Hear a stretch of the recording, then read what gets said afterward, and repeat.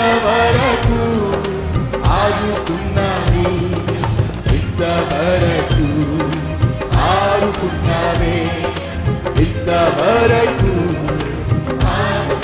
అందుకే నిన్ను పూర్ణ మనస్సుతో ఆరాధించు, పూర్ణ బలముతో, పూర్ణ మనస్సుతో ఆరాధించు, పూర్ణ బలముతో ప్రేమించేదన్. నీకే ఆరాధన.